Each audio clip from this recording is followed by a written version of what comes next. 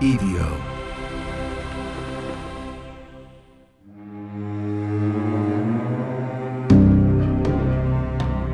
Four years after something strange appeared on a surveillance monitor in Fresno, another camera was allegedly watching another piece of California after dark.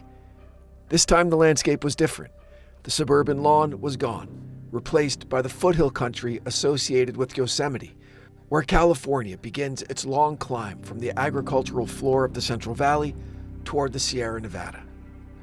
Fresno and Yosemite belong to remarkably different versions of the state, but they're close enough geographically that generations of travelers have passed from one into the other within a matter of hours.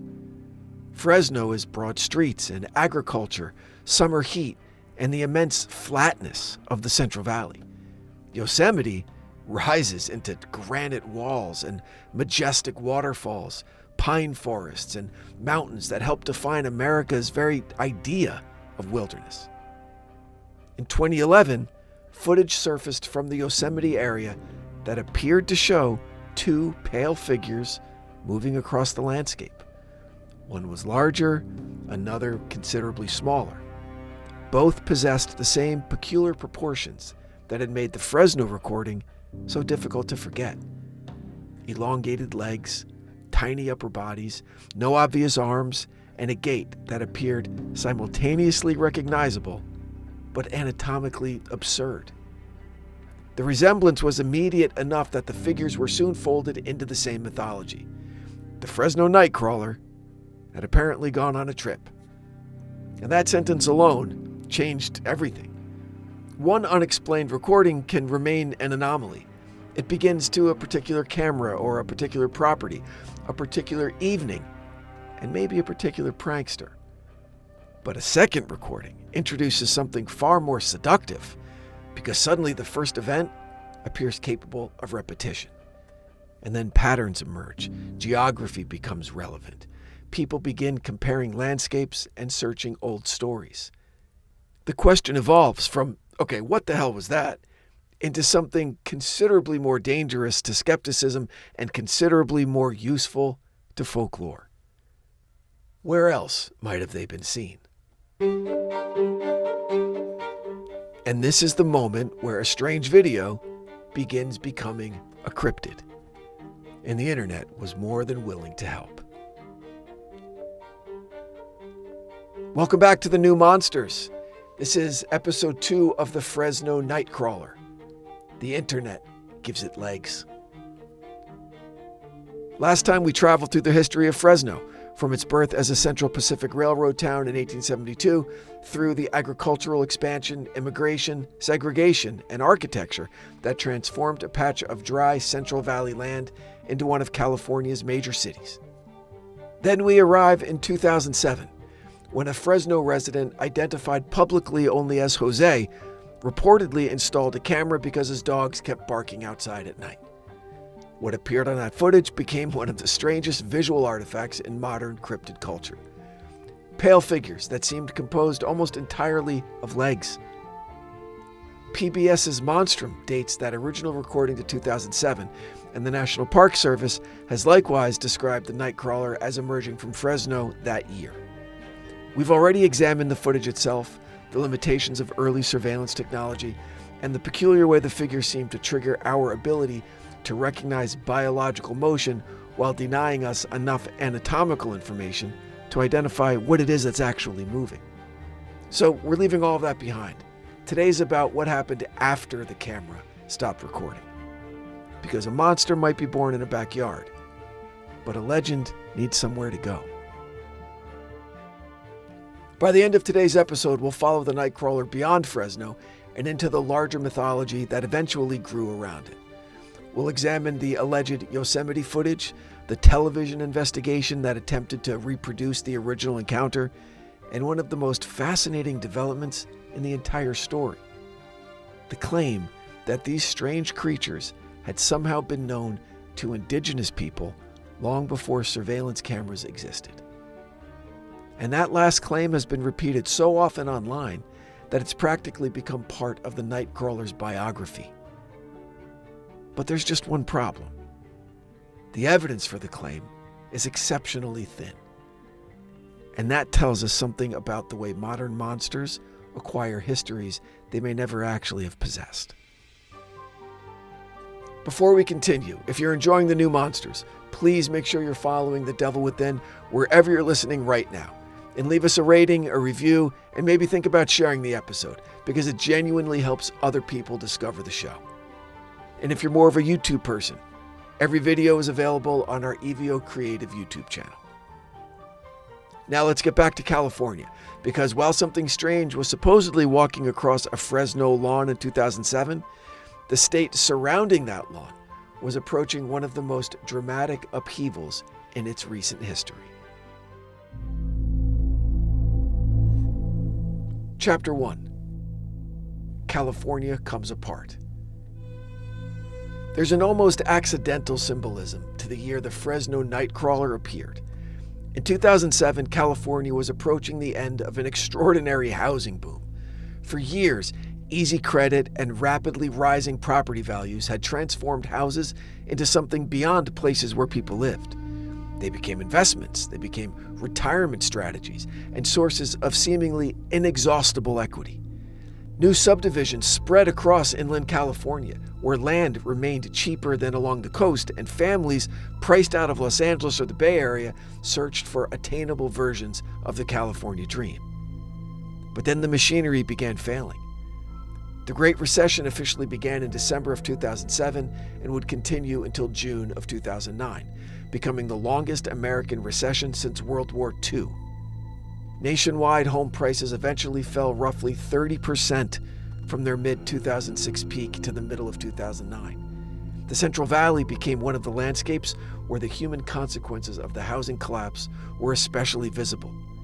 Subdivisions built during years of optimism confronted foreclosures, unemployment, and families suddenly discovering that the homes representing their greatest source of security could become financial traps. It's tempting to force meaning onto that coincidence, and we should really resist doing so. There's no evidence that the Nightcrawler mythology emerged because of the housing crisis. But the physical environment, that matters. This creature entered American folklore through precisely the technology increasingly appearing on ordinary homes. Inexpensive surveillance cameras pointed toward lawns and driveways and property lines. The haunted castle had acquired vinyl siding and automatic sprinklers and a closed-circuit TV system. Meanwhile, roughly 60 miles north of Fresno, a whole other California existed. The Sierra Nevada rises from the eastern edge of the Central Valley with enough dramatic force to make geography feel theatrical. Follow the roads into the mountains, and eventually you reach Yosemite, whose granite formations had been inspiring indigenous communities and settlers, artists, photographers, conservationists, and tourists, long before anyone thought to search the forests for ambulatory khakis. Yosemite occupies an important place in American environmental history. The Yosemite Grant of 1864 placed Yosemite Valley and the Mariposa Grove under California's protection, while Yosemite National Park was established in 1890. The landscape became inseparable from the development of the American conservation movement and eventually from the photography of Ansel Adams, whose black and white images helped transform Yosemite into something approaching a national sacred space. It's also an extraordinarily effective place to put a monster. Forests have always encouraged folklore because they conceal scale. A sound could originate 20 feet away or several hundred yards into the trees. Shadows break recognizable forms into fragments. Animals move between trunks before the observer has enough time to identify them. Mountains add distance, isolation, and the uncomfortable knowledge that enormous portions of the surrounding landscape remain beyond immediate human observation. Then came the alleged Yosemite Nightcrawler footage. Accounts generally place the second major video in the Yosemite area around 2011. The National Park Service itself has acknowledged the legend on its Yosemite website, describing the creatures as appearing in grainy, closed-circuit TV footage in Fresno and later in the Yosemite area, while noting that investigations failed to produce a definitive explanation. The second recording was particularly valuable to mythology because the figures were recognizable without being identical. Again, there appeared to be two entities. Again, their bodies seemed reduced almost entirely to long, pale legs beneath remarkably small upper sections. But this footage appeared in a different environment, giving believers something the original Fresno recording could never provide on its own: range. Suddenly, these creatures could exist somewhere beyond Jose's property. And once the internet accepted that possibility, it began doing what the internet does extraordinarily well. It started filling in the gaps. Descriptions appeared and illustrations followed. People compared the figures with extraterrestrials or spirits and previously reported humanoids. Others searched for historical precedents, reasoning that if such creatures genuinely inhabited Central California, someone must have encountered them before 2007. Inevitably, attention turned toward the indigenous peoples of the region.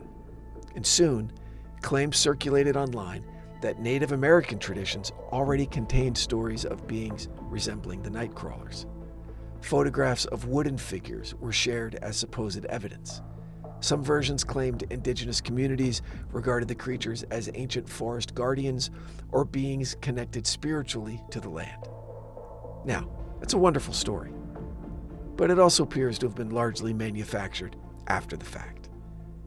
There's no consistently identified tribe that accompanies the claim. No well-sourced traditional narrative establishes the creature. The supposed wooden figures that were circulated online had no reliable provenance establishing where they originated, who created them, or whether they had any relationship whatsoever to the indigenous cultures of Central California. Even reference material sympathetic to cryptid culture has acknowledged that the claimed Native American connection lacks reliable supporting evidence. And that should make us cautious for reasons extending beyond historical accuracy. Indigenous cultures are living cultures, rather than convenient warehouses of mystical backstory, and attaching vaguely defined Native American legends to a modern monster can transform real traditions into props for somebody else's mythology. But the fact that people wanted the connection, that's what's fascinating. A creature born in 2007 feels disposable. A creature encountered for centuries, well, that feels important. History provides legitimacy. Antiquity provides mystery. If an indigenous culture supposedly knew about the Nightcrawler before Europeans arrived, then a strange security recording becomes something larger than an isolated piece of ambiguous footage. It becomes evidence that modern technology has accidentally rediscovered an ancient secret. And that transformation reveals one of the mechanisms by which folklore grows. We don't merely add stories to monsters. Sometimes we give them childhoods. We create origins, traditions, and histories capable of making them feel older than they really are. Within a few years of the Fresno footage appearing, the Nightcrawler was already undergoing that process. The creature had escaped the lawn, traveled into the Sierra Nevada, and acquired an alleged ancient pedigree along the way. The internet had taken two legs and taught them how to walk backwards through history. And man, it was only getting started.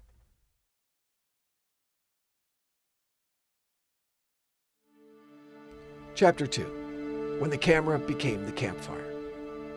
Once the Fresno Nightcrawler acquired a second alleged appearance, the story entered the phase where modern folklore moves extraordinarily fast. The questions surrounding the original footage had been wonderfully simple. What the hell was that just crossed the lawn? But now there were larger questions. Where did these creatures live? Were they animals? Were they spirits? Were they extraterrestrials? Or maybe something entirely new? Did they travel in groups? Were the smaller figures juveniles? Within online cryptid communities, uncertainty became an invitation to participate. Paranormal television accelerated the process.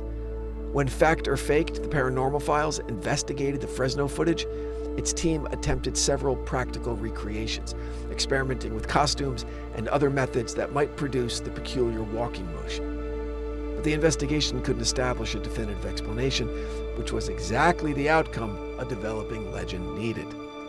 A convincing debunking might have ended the entire conversation. Definitive proof, that would have ended the mystery. Instead, the Nightcrawler remained suspended in the infinitely more productive territory between the two. And then came YouTube. Earlier American cryptids had depended upon newspapers and books or local television reports, maybe occasional national exposure. Bigfoot required decades to travel from regional legend to cultural icon. The Nightcrawler entered an ecosystem where anyone encountering the footage could immediately replay it, slow it down, enlarge individual frames, publish an explanation, create an animation, or send it to thousands of other people. The audience ceased functioning merely as an audience. It became the distribution network. It became the investigative team. It became the folklore committee, all simultaneously.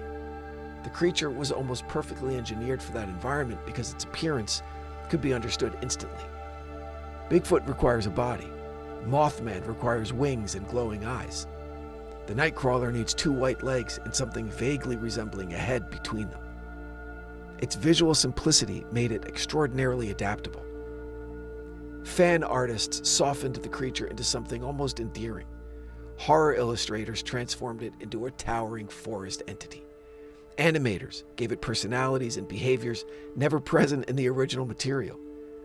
Memes made it funny, which paradoxically strengthened the legend by introducing the creature to people who had no particular interest in cryptozoology.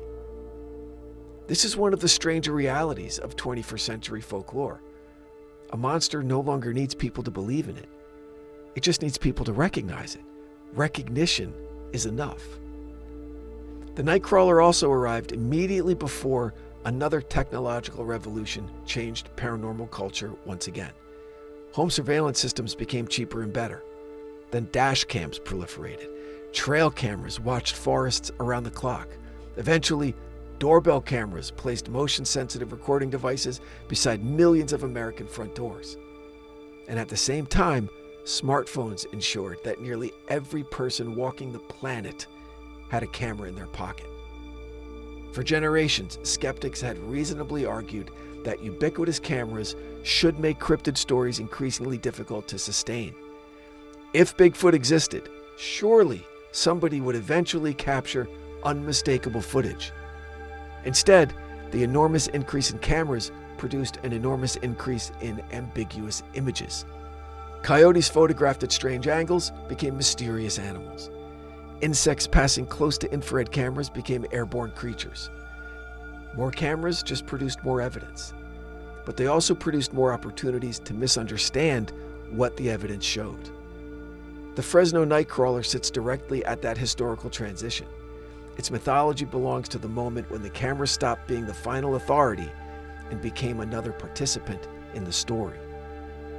And now, with AI capable of producing increasingly convincing images and video, the problems become considerably more complicated. The next great cryptid footage may look spectacular, but our first question will no longer be, what the hell is that? We'll wonder whether anything was ever there at all. Human beings spent centuries trying to build machines capable of showing us the world without the distortions of memory. The camera seemed like the obvious answer. But every image still requires someone to interpret it, and interpretation carries all the baggage that we hope technology would remove: expectation, fear, imagination, and the desperate human desire to make incomplete information actually mean something. The Nightcrawler survives inside that uncertainty. Its greatest evolutionary advantage may be that the camera saw just enough.